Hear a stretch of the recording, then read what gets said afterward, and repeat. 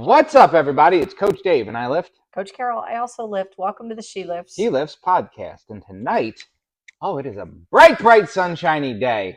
It is. It is. What other Well, song it really reference? is. That's a song reference. That's just a song reference. Good And day, good day, plenty of sunshine. sunshine. Yeah. Good day, Okay. sunshine. I mean, we've got them all. You are my sunshine. Oh, I used to sing that to my oldest daughter all the time. We have a tattoo that says that. Oh. Isn't that sweet? So, in case you haven't figured it out yet, we're talking about the sun.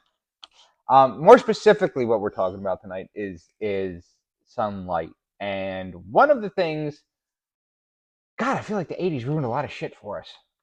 Kind of did. It kind of did. That really did get ruined is people going into what we start, first of all, when we first started talking about global warming and the ozone layer and all that stuff, and how the sun is bad for you, and then we found fake sun in a box, and we abused the shit out of that, and then that was bad for you. So we're going to unwrap some of this, because I think the sun is one of those things, sunlight in general, whether real or quote unquote fake, is something that doesn't get enough talk, especially, and maybe it's gotten a little bit more recently, in fitness and mental health. I think getting outside is something that really can benefit a lot of people in a lot of ways. Well, it all comes around, and we'll talk about that, because your fitness is affected by your sleep, and your sleep is actually affected by the amount of sunlight you get, and everything's connected. So we can't take sunshine out of the equation, in my opinion. So what is? Let's start with this. What is sunshine? No, we know what sunshine is. I did my research. It's that fiery ball in the sky right now that's got us up to like 90 some degrees. Yeah, baby. But what is the problem with sunlight that people have talked? So I think the problem is that we've been scared into being told that the sun can do so much damage that we're not told enough about the good things that sunlight can do. And one of the biggest things, is like how much sunlight is enough. And we just talked about this before the show. So the disclaimer is we may not exactly follow these recommendations that we looked up. And by may not exactly, we mean don't Probably at all. Not. But the answer of how much sunlight is enough is different for everyone. I mean, when I coach people, I encourage them to get out in the sun for 15 to 20 minutes a day. And I think that is sort of the mental health component, is you're not stuck inside. You're not stuck inside your cubicle. You're not stuck inside your office. You're not stuck inside your house. Yep. You can walk in the sunshine. You can get out, even when it's cold out, I think, and you have to bundle up. I think just being out and breathing fresh air is good. And yes, the sun is out. But I think just the fresh air. But and besides, you can't say sun's out, guns out without the sun, right? That's right. Sorry. Or sun's out, guns out. No, definitely guns for me. Anyway, how much is enough is relative. If you have a darker skin tone, you can probably stay out a little bit longer. If you don't burn really easy, you can stay out longer. We have the disclaimer. Go ahead and talk to your doctor about maybe not, because your doctor's probably a jerk and is going to tell you not to get out in the sun at all. And that's the other part of this, is we're going to break down what the benefits are. There's a lot of things that, and it's not just the medical profession. I think either the whole health and beauty has us convinced that the sun is the devil, and the sun is going to wrinkle your skin and turn your skin into a leather bag, and right. So I think we have it in here somewhere, but let's touch on some of the benefits. But the thing is that in order to get the good stuff from the sun, you can't be completely slathered in sunscreen 24/7. And let's face it, like I can speak to female cosmetics. Like I use a moisturizer. It has a sunscreen in it. So even if I get out in the sun a lot, my face will be the last thing that gets a fair amount of sun comparatively. But is it like a sunscreen or is it a sunblock? No, it's a sunscreen. So it's like SPF 30. But, the bottom line is the sun has a lot of really good benefits. And, the obvious one is vitamin D. So the UV rays help your body make this nutrient. You can supplement with vitamin D, but if you supplement with vitamin D, you have to have K, you have to have other things to all work like synergistically, or you don't even absorb it. So when your body makes the nutrient, it's important not just for your bones, your blood cells, your immune system, but it helps you take in certain minerals like calcium and phosphorus. So like you have to have D to be able to metabolize calcium. So it makes sense that if you can get it, you can get vitamin D from food, but you can also get it from the sunlight. And oddly enough, the research that I did, and I don't even know if it's still a thing, but kids who might not get enough vitamin D, they get rickets, which softens their bones. And I guess that can still be a thing if children aren't intaking enough It's vitamin honestly D. a term I haven't heard in a long time. Right? But I'm curious, and I didn't dig deeper into see like statistically where that is now. But the other thing with this is like vitamin D and disease. So too much time outside, yeah, you can raise your chances of skin cancer, but the risk of developing conditions like MS, multiple sclerosis, and other autoimmune diseases are higher in northern climates where people don't get enough vitamin D, and scientists and doctors are starting to think that it's relative. I can tell you from experience Mm-hmm. that my autoimmunity, I was in agony years ago, went to a naturopath, and the first thing she did was check my vitamin D level, which was non existent. And we started supplementing with a really bioavailable form that had K2 in it and doing all the things to get it up to an acceptable level. And my joint pain diminished significantly. Well, but I mean, think about this. Let's take your autoimmune out of it. Yep. Um, you wake up in the wintertime, and especially us at our over 40 ages, you get out of how many? No, seriously, you get out of bed. I mean, we live in, Right. northern Maryland, southern Pennsylvania. Right. We get out of bed in November through January, or November through February. It takes us a minute to get going. Your joints hurt, your ankles hurt, your knees, your back, your neck, whatever. Right. They're stiff, they're cranky, and some of it that's just from being stationary all night long for But 8 hours. Could be but deficiency. It's also worse in the wintertime. People complain about, oh, it's getting cold out. My knee hurts, my ankle hurts. This old injury I have hurts more in the wintertime because we are in this more northern climate, even though technically where I live is still considered the South. Right. Even though we're like 2 blocks from each other. Correct. Even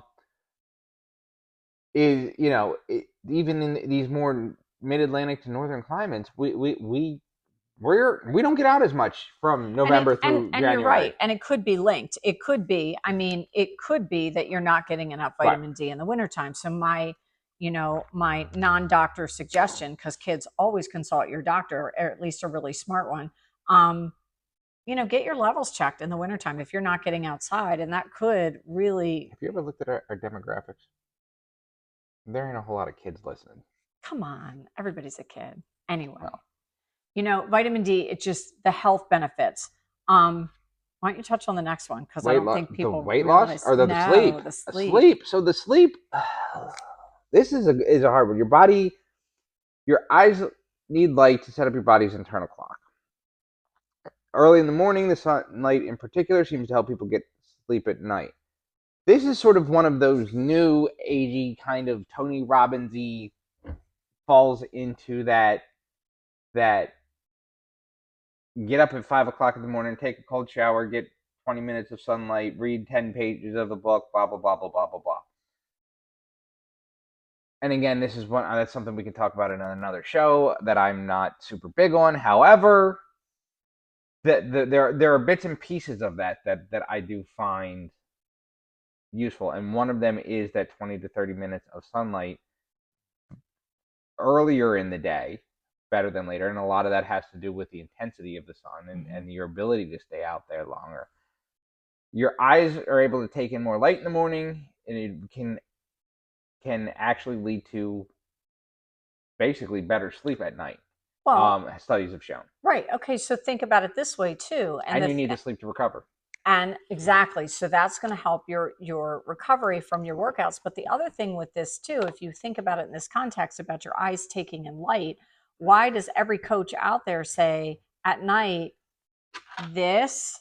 put it away an hour at least before you go to bed? Because that mimics it mimics to your eyes the light that you're getting outside, extending your daytime and screwing with your whole internal clock. Your circadian rhythm gets totally messed up, which is why we don't sleep well. I mean, we're in a society of people who are pretty much chronically sleep deprived. So, well, some of that is society. There's a lot, and there's a lot of different things that go into that. yep, Not the least of which is the demands of society. sure. Um, But if you can do anything to help your sleep and it just involves getting a little sunshine in the morning, my God, get outside. well, it also helps weight loss. I know, which I found to be that one I Which that actually found. doesn't that actually does not surprise me, and I'll tell you why that doesn't surprise me is because the more things you can do to make your body function better, the easier time you're going to have with weight loss. Right, but the part that got me, so the part about weight loss in the research that I did is that morning sunlight seems to help people lose body fat. You need 20 to 30 minutes between 8 a.m. and noon to make a difference, to any substantial difference. But the earlier you get it, the better it seems to work. So if you do early morning, like if you go out and walk your dog or walk your kid or walk your significant other, I don't care what you do, but get outside for like 20 to 30 minutes and get that early morning sunlight. Now, scientists think that the sun's rays may actually shrink fat cells below your skin surface. That's the part that I found fascinating. That seems like some I, sci-fi shit. I want to dig further into that, but I didn't get to do that. But it also means you're probably getting more exercise too. So if you're outside Well, you're just walking or whatever, right. But I mean, feasibly, what they're saying, what the scientists have said, you could go sit in your chair outside for 20 minutes in the morning if you wanted to. Does it shrink cells below the surface? I don't know. So I have noticed, and I'm gonna say this. My own personal life, I've noticed, and my clients have noticed it in pretty much everyone. Even when I was heavier, I tend to lose a little bit of weight in the summertime. On the Okay. scale. On the scale. On the scale. On the scale. Okay. So I've always attributed that and I've read other studies that other that your body insulates itself basically. It's going to be cold. It knows it's cold from November to so Okay. it kicks into like an extra, basically an insulation mode. You plus, If you live in a climate and think about it. Think about your cravings in that time frame, that November to January. You train things that are a little bit more hardy. You're gonna. No one sits outside in June, in mid July where we live, and says, a bowl of chili sounds really good right now. Right? Yeah. Right? But Yeah. come November, Like, does a bowl of chili sound good right now? Well, right now, it's hot. Right, it's hot. It's 90 degrees. No. But come mid-November, when it's getting dark at 6 o'clock and it's starting to get chilly, you're gonna be like, "Ooh, chili, that sounds good." Mm-hmm. So okay. I've always attributed it to that. So I would like to look more into that, the magic shrinking. But I also will notice this. And we're gonna get into this a little bit later on too. But I tan usually once to twice a week in a tanning bed at the gym, mm-hmm. here at Model A or any of the other gyms I work at. They all have them. And I notice when I am more regular about my tanning, and I'm more on that twice a week schedule, that a lot of things happen. One of them, it becomes I feel like my workouts are better. I feel like my fat loss is a little bit better when I'm in a fat loss phase. And I feel like I see more definition quickly, and some of that has to do with the lighting and the shading. Stop. I already know. No. I can feel you judging me. No, not judging. I'm just sitting here going, so if it shrinks fat cells to be in a tanning bed, I really just need to go lay in the tanning bed for about 8 hours straight and come out. Then you'll come out crispy like a piece of bacon. I would come out very like lean bacon, though. There's no such thing as lean bacon. Turkey bacon. Like I said, there's no Moving such thing on. as lean I baking. can't even. I don't even know where we're going with this right now. But sometimes it's just This funny. is the biggest one though. Yeah. Is the No, next I thing, want and you I to and I take that one. this is something that's super huge for me because I'll tell this story. I've told this story more than once on this show. So I worked at Golden Dundalk, and when I worked at Golden Dundalk, the building used to be a grocery store, and it had the big floor to ceiling grocery store windows. And my desk, my office was literally right in front of those windows, which had its cons because come July, come August, when the sun was beating down Right. in the evening time, that Right. was hot. But it also, there was sort of during the day, there was this light coming in, this natural light. Even though it was filtered a little bit, I was constantly exposed to natural light. When I left that job, at least left that job full time, and went to Bel Air Athletic Club, where there were no real windows around the gym. They were like the sort of like sub or Right. like half. You're looking at the half dirt outside. Like there were no real windows. I noticed a little bit of my depression kicking up. Now, some of that also had to do with the fact that I was like mid-November when I started there. And then there were some other circumstances that went on as far as the bit with the business at the time. That also led to a little bit of a down in my mood. But I noticed when the weather started getting warmer, I started getting outside and I would start sitting out by the pool to eat my lunch. And I used to make that a point. And after a couple of days of doing that, I'm like, well, shit, I feel better now. Right. I'm sitting by the pool. Right. I'm in there. And even though I wasn't there long, I was there 15, 20 minutes while I ate and maybe made a couple of phone calls or whatever. As time went on during the week, I would actually go outside and make follow-up calls and check-in calls with clients and sit by the pool and do that. Yeah. And I noticed a huge uptick in my mood.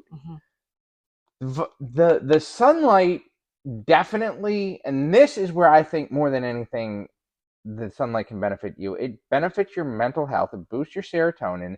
It boosts it keeps you calm. It boosts your energy. It keeps you positive. It keeps you focused.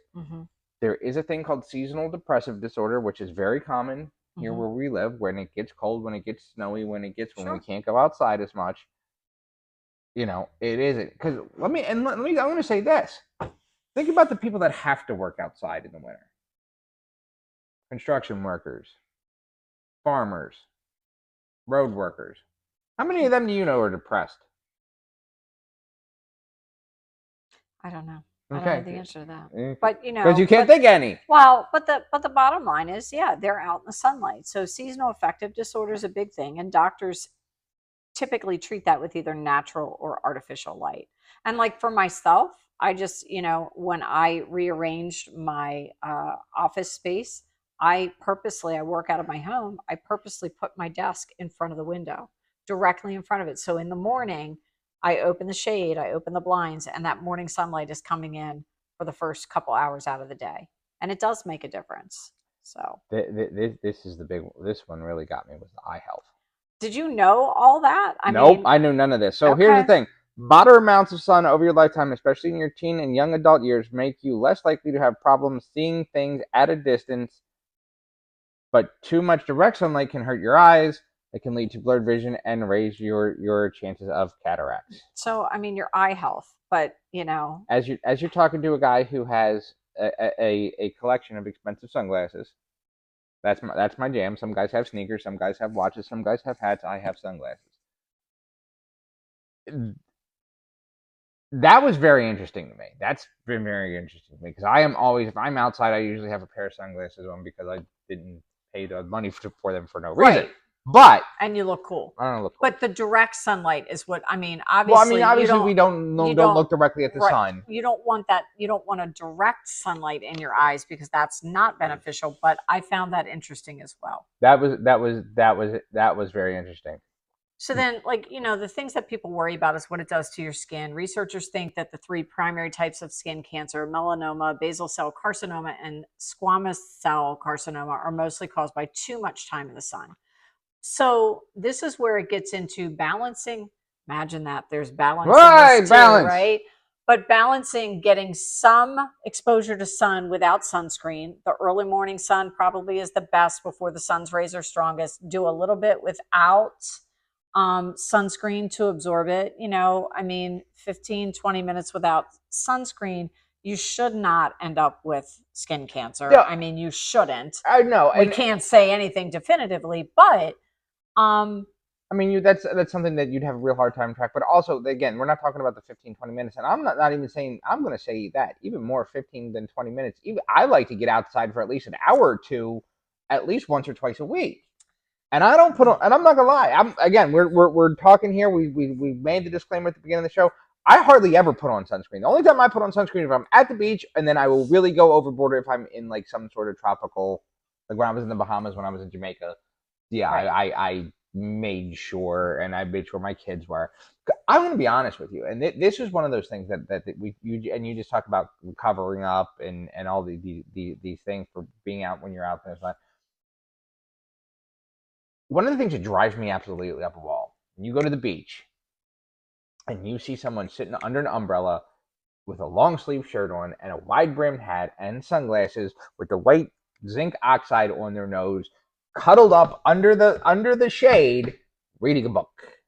Like I'm like Okay, but that's not your I'm like thing. But how do it's you not my thing, know? but Right.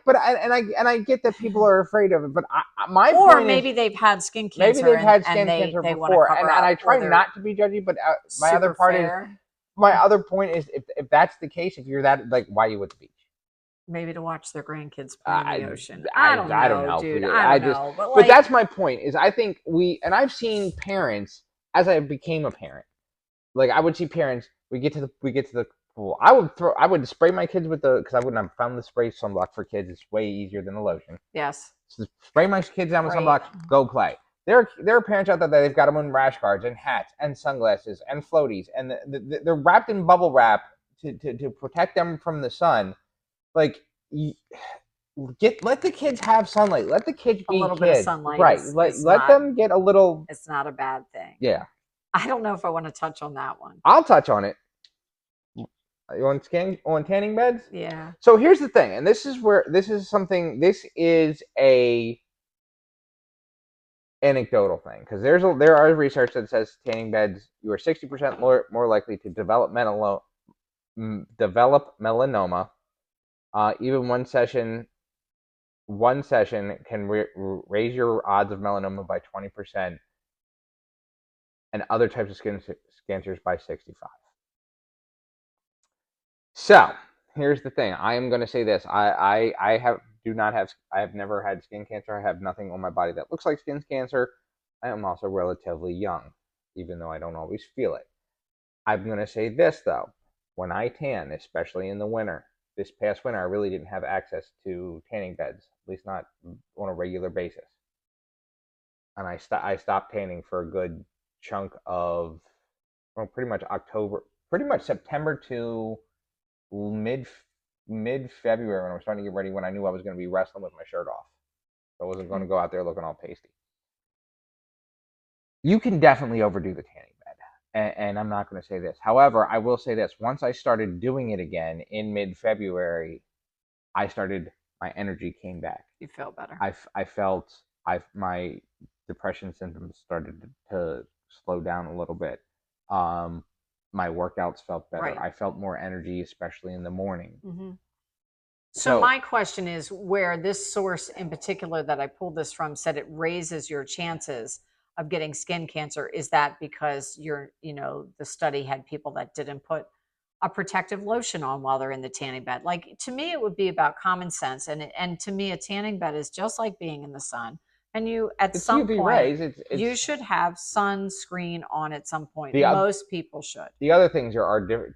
Not all tanning beds are created equal. And I'm Right. going to say this: it has been. I read a while ago. We didn't put it in our research here, but there's UVA and UVB, and Right. one is the burning ray, and one is the tanning ray. Right. And the burning ray is the one that can supposedly give you skin cancer. Right. So the longer the longer the max is on the tanning bed. So if you go to a bed that's 20 or 30 minutes max, you're going to get more of the burning / cancer rays.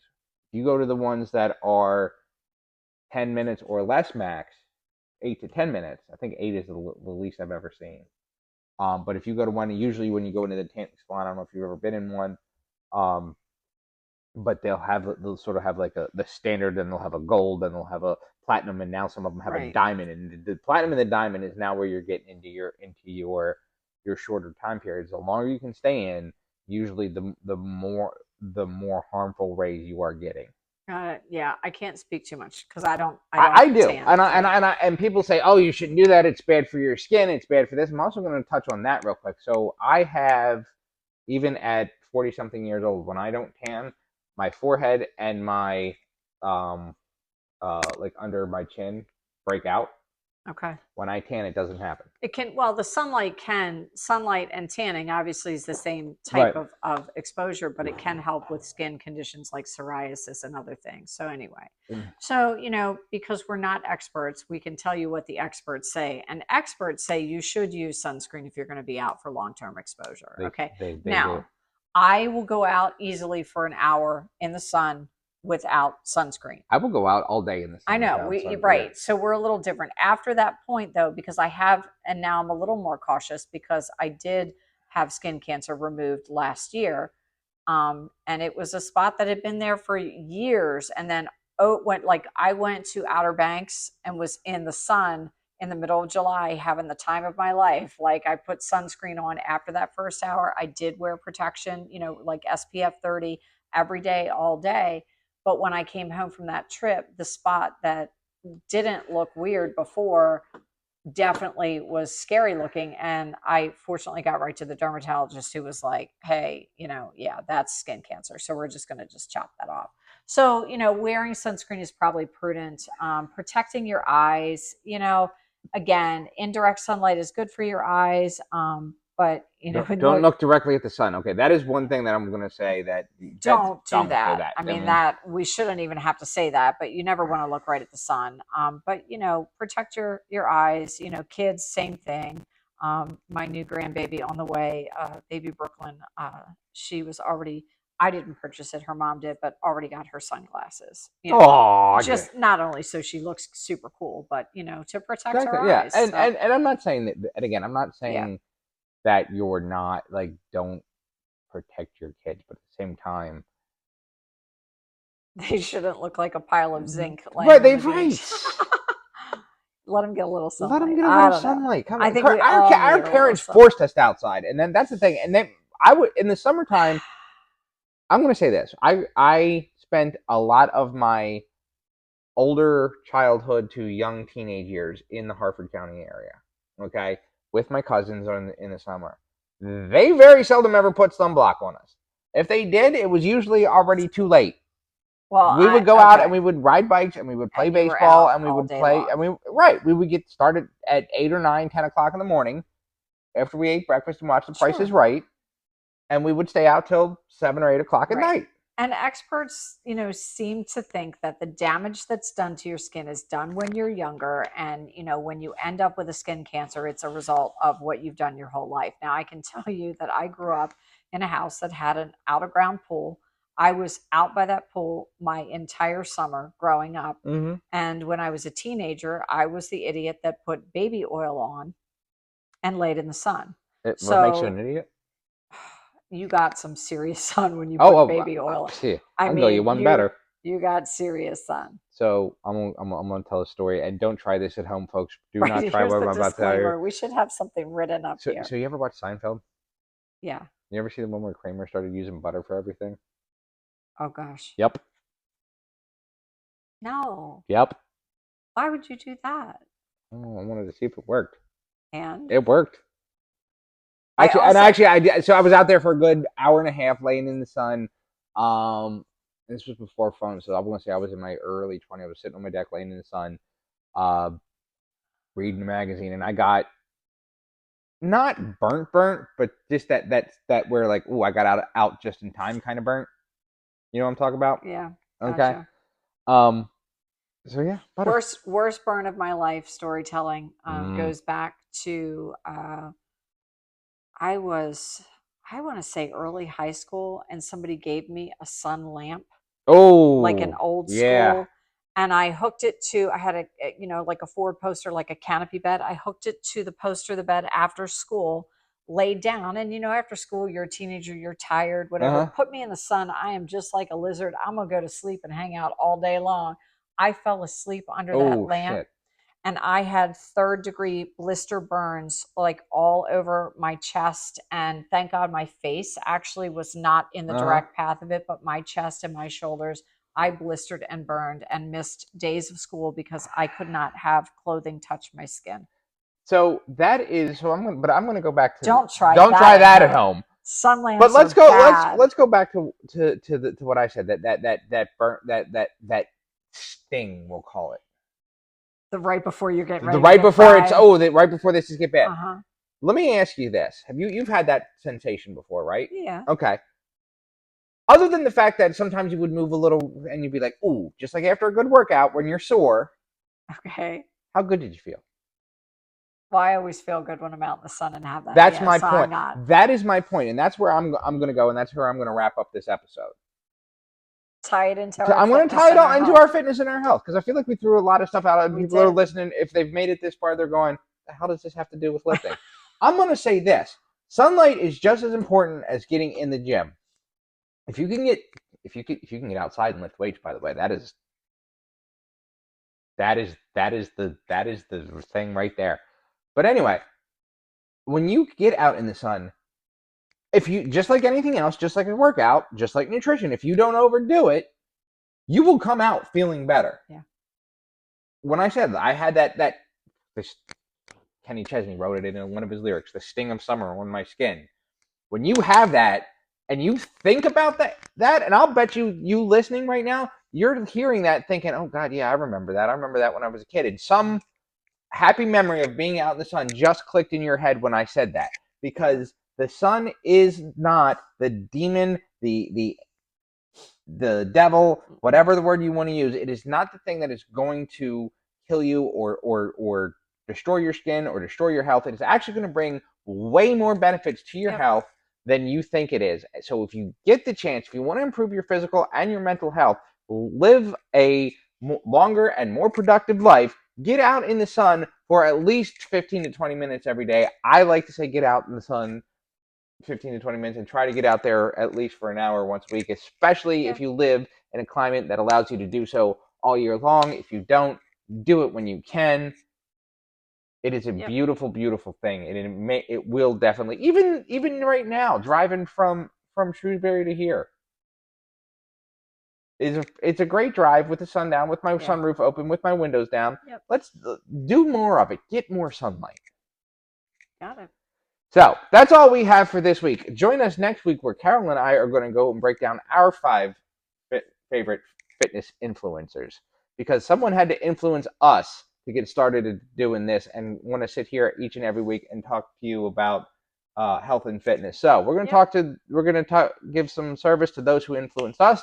So until next week, follow the show on Facebook and Instagram, She Lifts, He Lifts Podcast. Check out Carol, Love Yourself Health Coaching, on Facebook and Instagram. Follow me, Rockstar Fitness, on Facebook, DWebster023 on Instagram, and Coach Dave's Country Kitchen on YouTube. And until next week, ladies and gentlemen,